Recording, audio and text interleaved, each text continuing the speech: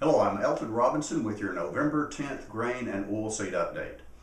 In USDA's November 9th crop production and world supply and demand estimates, the agency projected wheat ending stocks at 935 million bushels, down 246 million from the previous year, but still above the 5-year average.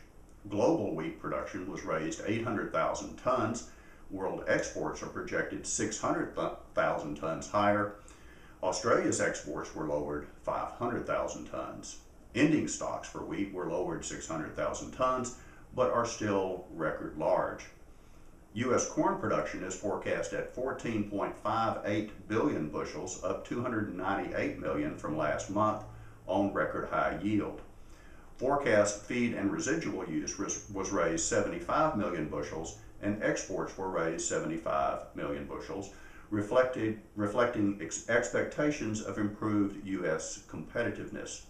Corn ending stocks are up 147 million bushels from last month.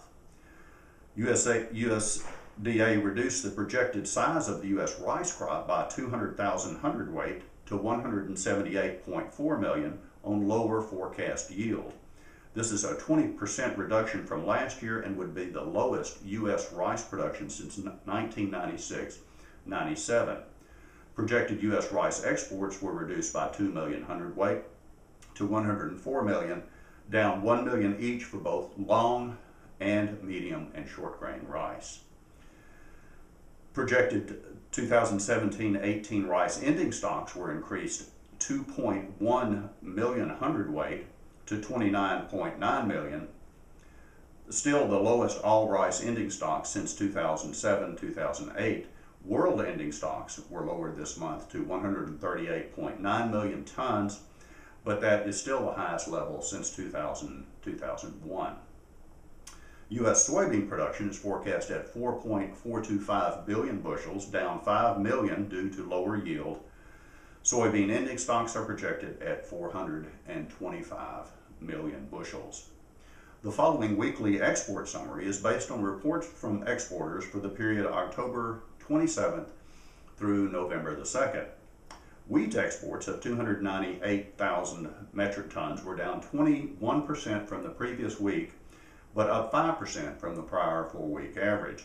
The primary destinations were Mexico, the Philippines, South Korea, Nigeria, and Guatemala.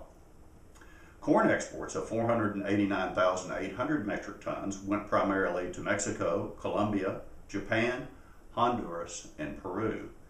Grain sorghum exports of 104,100 metric tons were up noticeably from the previous week and from the prior average. The primary destinations were China, which took 102,000 metric tons, and Mexico. Rice exports of 75,300 metric tons were up 91% from the previous week and up noticeably from the average. Primary destinations were Mexico, Haiti, Venezuela, Guatemala, and Japan. Soybean exports of 2.52 million metric tons went primarily to China, Mexico, the Netherlands, Saudi Arabia, and Egypt. Soybean meal exports of 195,500 metric tons were reported to Colombia, Mexico, Peru, Guatemala, Honduras, and Panama. Soybean oil exports of 7,000 metric tons were reported to Mexico, South Korea, and Canada.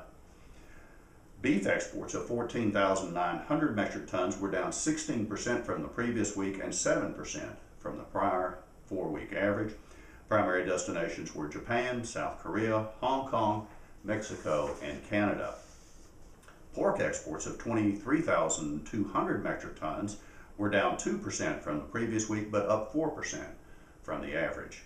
The destinations were primarily Mexico, Japan, South Korea, Canada, and Hong Kong. Well, that is it for this week's report. I'm Elton Robinson. See you next time.